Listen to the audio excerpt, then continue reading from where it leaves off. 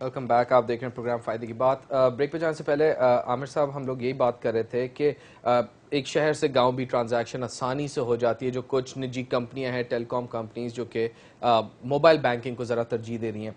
Security کا ایک مسئلہ آتا ہے کہ ٹرانسفر ہو گئے پیسہ پتہ نہیں پہنچا ہو نہیں پہنچا ہو.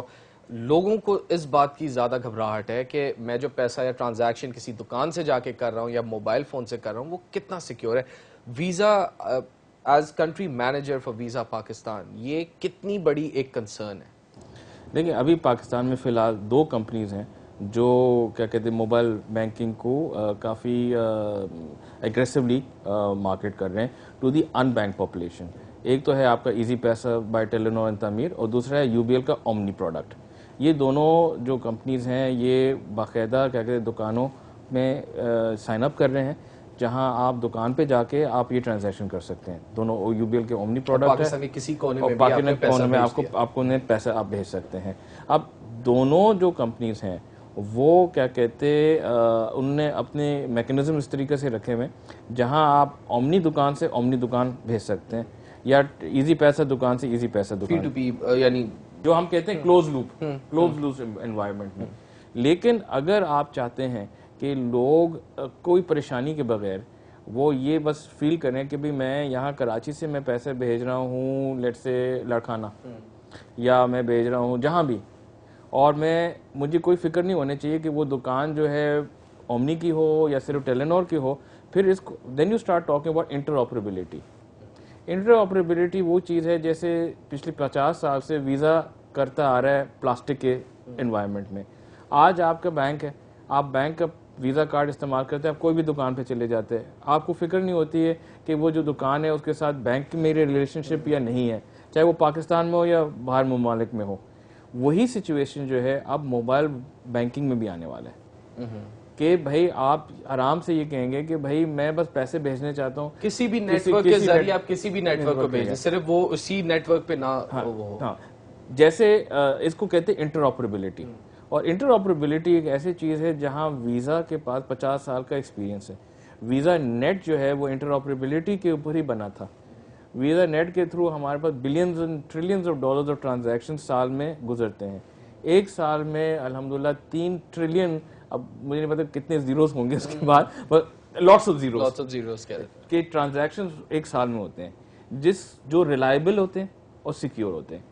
ویزا کا پورا یہ اہم چیز ہے جو آپ نے کہا تھا سیکیور, بیکاز آپ جب اپنا پیسہ ہارڈ ارنڈ منی آپ جب بھیج رہے ہیں ایک لوکیشن سے دوسری لوکیشن, آپ کو یہ پورا کانفیڈنس ہونا چاہیے کہ وہ پیسہ جو ہے بیچ میں گھوم نہیں جائے گا, پہنچ جائے گا, جس کو پہنچنا ہے اسی کو پہنچے گا اور ٹائم پہ پہنچے گا.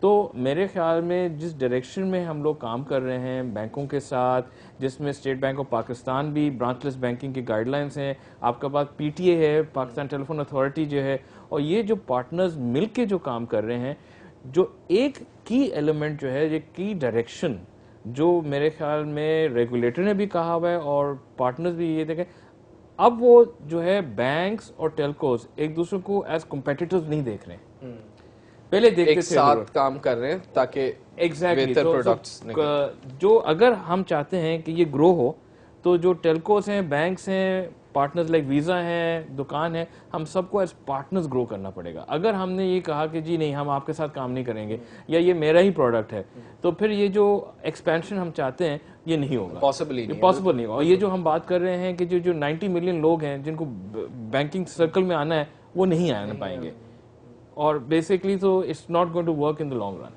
اچھا, تو اب آپ کو لگ رہا ہے کہ سب ایک ہی پیج پہ آگے, بینکس, ٹیلی کمیونیکیشن کمپنیز جتنی بھی ہیں, یہ ادارے ہیں, یہ اب چاہ رہے ہیں کہ موبائل بینکنگ کو ترجیح دی جائے, امپورٹنس دی جائے, موبائل بینکنگ آئے کیونکہ سیکیور ریزن ہے, لیکن اویئرنیس کا سوال پھر آ جاتا ہے. بالکل, بات یہ ہے کہ اگر ہم فیزز میں دیکھیں, پہلا فیز ہے کہ جہاں پارٹنرز کو ایٹ لیسٹ ایک ریئلائزیشن ہونے چاہیے کہ ہم کو مل کے کام کرنے چاہیے. میرے خیال میں ہم اس فیز میں پہنچ گئے ہیں. دیکھیں یہ اتنا ایزی ٹو ٹاک, مگر اس فیز میں پہنچنے تک بھی کافی محنت لگی ہے, جہاں سب ٹیلکوز, بینکس, ریگولیٹرز کو ایک احساس ہوا ہے کہ ہم کو مل کے کام کرنا پڑے گا.